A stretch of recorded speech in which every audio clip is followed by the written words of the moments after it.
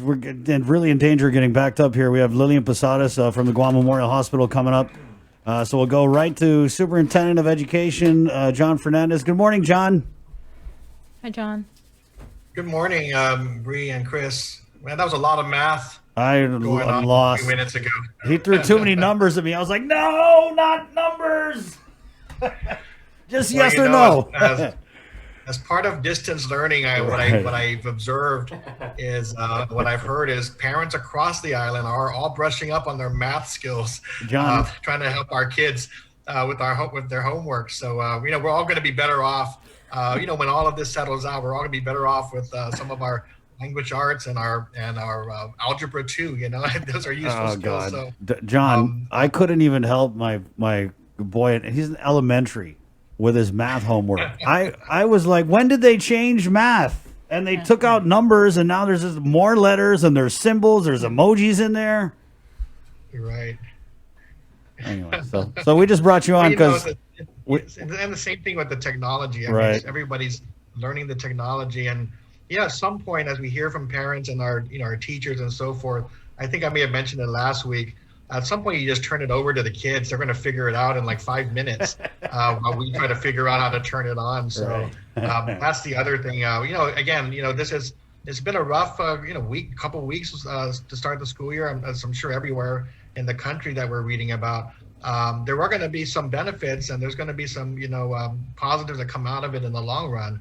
But getting through these first weeks has of course has been required a lot of patience, a lot of communication, and so forth. So I don't know if you've been able to catch, but for the past 2 nights we've been holding parent Zoom sessions, and we will continue that. The information's on our Facebook page, and parents obviously have an opportunity to join us. The Zoom information is on our Facebook page, but also we're live streaming it and posting it on Facebook so that anyone who wants to go back and check in on the conversations that they might have missed are able to catch up. So we met with elementary schools for the parents of elementary school students in the southern and central areas. We're going to hit the north, and then we're going to start with secondary, which is middle and high. Again, with the South on Thursday, and then we're going to roll into next week to do the remaining secondary schools, and then 1 session for special education families. So it's been good. It's been a good. It's an hour and a half every evening that we've been able to spend with our parents, and also by the end of the session, there's still a lot of questions out there that we are going to put into a frequently asked questions document that we can post again for all parents who may not have been able to catch the meetings.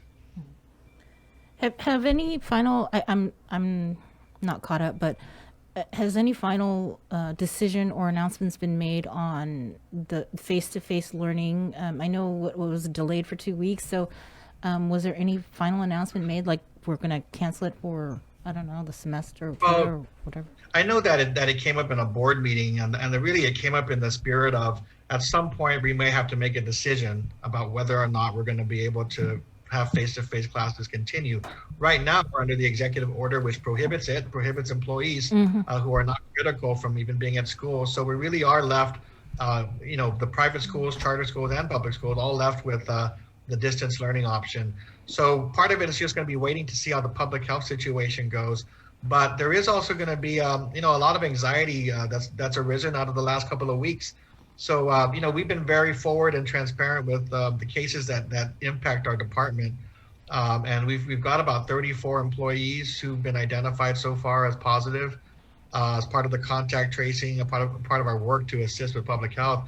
So that's a concern for many teachers and staff who see that and want to make sure that before we return, and before the kids come back, that we are at a place where everybody can feel comfortable going back into the classroom.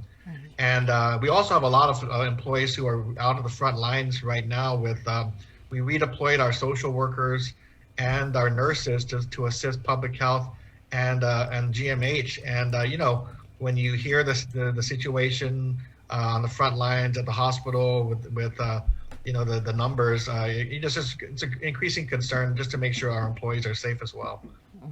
John, have you heard anything about PCOR 1 extension?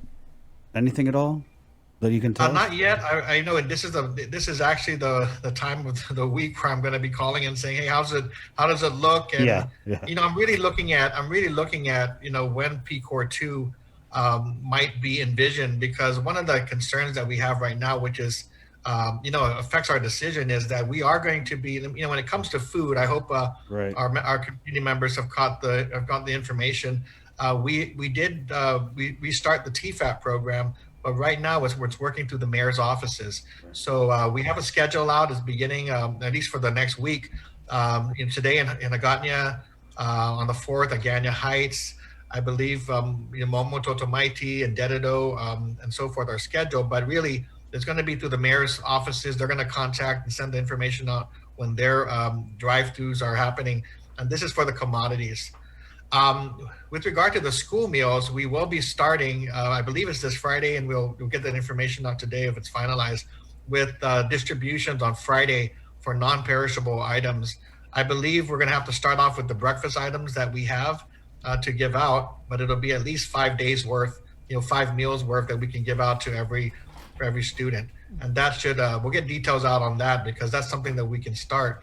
But there's been a lot of discussion about restarting the hot meals, and the way we did before during the summer. And we're looking at the federal waiver that's been extended to the end of December.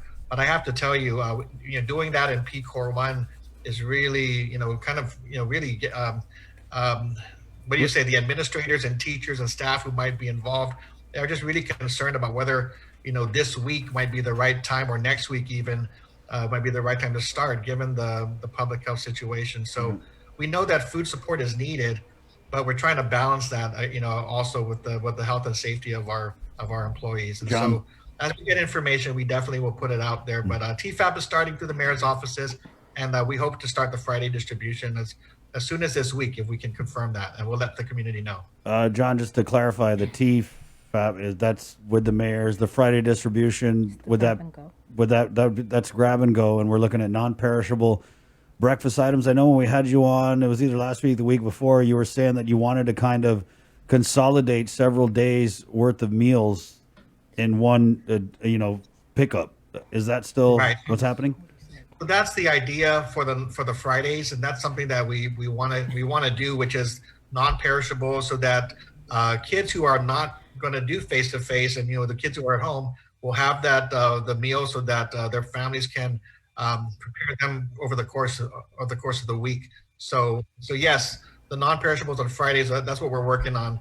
I think the question is, regard to the hot meals and grab and go, and we're looking at that option, but right now, because of the health situation, we're not rushing it at this point. Thanks for repeating that, John. I was zoning out on the comments. I'm sorry, Bree. No. People have comments. And here's one, John. Distance learning is wonderful for everyone involved. And this is that concern again, but what about the families that don't have a computer or Wi-Fi connection, who initially opted for hard copy type of assignment/learning? Are they getting the assistance, if any? I know that we've discussed this, so maybe an update. Right. So we want our families to know that we are pushing to expand the online option for those, starting with, we're going to have to start with the secondary students first, and then we're going to move to expand beyond that as new equipment comes in. But right now, because of the limit on face-to-face, we basically are consolidating all of our laptops and tablets at our schools and making them available for distribution, so that we can move more of our students who may not have had equipment, so that they could go online and start to participate in the online model. We are looking at the internet access component. And we're going to meet today on that to really look at the different options. We're looking at not only strengthening our school infrastructure to allow for connection and Wi-Fi access and access to the facilities after hours and on weekends, to use so really building around our schools as the primary areas of connectivity, and then building beyond that to work with our mayors to see if there are other places in the villages outside of the schools where it may make sense to create public Wi-Fi hotspots for students and for families. I think the more difficult part is going to be the household level, support, because usually at the household level, these are, monthly subscriptions to internet access. And we know that that there are possibilities of giving everybody a MiFi device, but right now, if it's at $30 a month for every household, you're going to run out of resources in a year. And so we're looking at what those short-term options might be. I mean, if that's going to be an option, we definitely want to keep that on the table. And then also, look at building up our public facilities to be able to create Wi-Fi hotspots for the families who need it. It's a really tough situation everywhere in the country. I think you've heard of it, they call it the digital divide, and the digital divide is really becoming clearer now in this era of distance learning. So Yeah, it's there was a problem pic, John, right? There was a pic where there was some poor kids outside of Taco Bell using the Wi-Fi to do Yes. their schoolwork. Yeah, that's Yes, I mean, we definitely appreciate those partners in the community who are able to provide that free access for customers. But again, it shows that there is a divide between those who have that ability to have it at home. So even if we build the infrastructure for our schools and our community public facilities, that's really not going to solve the question of the online instruction happening at that at the certain time during the day, the scheduled hourly or the scheduled instruction that takes place during the day. Most students or families are going to want to do that at home. So that's something we're going to be meeting about today to see how we can prioritize the funding that we have to expand access. And then we are working with the governor's office to partner with them to help make that strategy a reality. John, for clarification on the grab and go and the possibility that it may restart on Friday, are these at the schools, or are they going to be at the mayor's offices and the staff? Right now, are they going to the be volunteering? non-perishables, so right now, I mean, just in the discussions, it's not finalized yet, but we were envisioning it at every school, just to make it easier for the kids to go pick up their meals and for us to account for the meals that are served. There is going to be at this point, we were looking at some level of accountability to ensure that students were the ones receiving the meals and the number of meals that they are entitled to. That'll help us with our reimbursement. So that's the plan right now. But again, should that change, and should we, as we get the final information sorted out, we definitely will announce that. But that seems to be the one that's ready to go. It's just a matter of just finalizing that and making sure that everybody gets accurate information as to where to go and what's happening at their schools. With the number of DOE staff testing positive for COVID, are you kind of reconsidering your position on when and if face-to-face is restarted, that you would require a staff to have a test? Well, I think the testing requirement is kind of difficult because I think it's come up, and I think the issue has been, I think twofold. One is that, testing anybody at one particular moment in time will not protect them the day after, the next day after, a week after. And so unless we're talking about regular testing on a more frequent basis, it's going to be hard to use that as a way to guarantee the safety of our schools. I think, when they did the NBA games, the playoffs, they have a bubble, which you can get tested, but nobody leaves, nobody comes in, and therefore you might be better off in that way. Because our teachers are going home, our staff are going home, they might be interacting in the community with their families. There's no guarantee that testing at one point in time will protect us, the next week, the week after, the next day after. Most of the issues right now, though, are really happening through contact tracing. So it really is important, working with public health to make sure that the contact tracing happens quickly.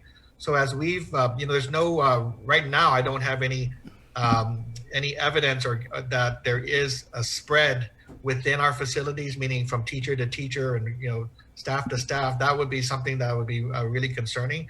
A lot of what we're finding is from the contact tracing going on when somebody tests positive at a clinic, or and then we start saying who they interacted with and start to find out in that way where their positives are.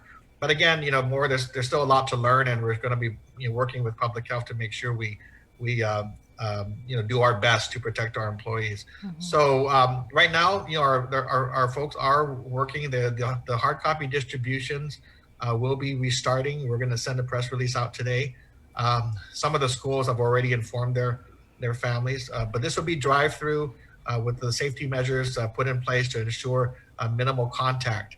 It's just the face-to-face instruction is going to be that's going to be a lot harder decision to make if we're still in this situation with a high number of positives and hospitalizations and so forth. Mm-hmm. You mentioned that the Zoom meetings have been underway with parents, right? What are some of the issues they're bringing up to you? Well, you know, I don't know if it was by design, but we started off with the elementary schools. And, you know, at the elementary school level, I mean, there's just half the chat is, you know, thanking our schools and really cheering on our teachers. That's at the elementary level. Go Fanihi! Right, go Fanihi, right? Exactly. So there's a lot of that, which is good because there are a lot of parents saying that it is working for them and the teachers are interacting, the kids are engaged.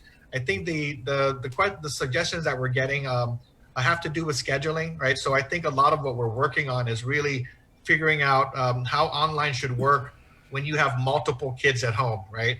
I think that's the issue that families are bringing. I have several kids at home. Can we make sure that we try to work the schedules out so they're not all online at the same time? That might make it difficult, to handle. So we are working on that.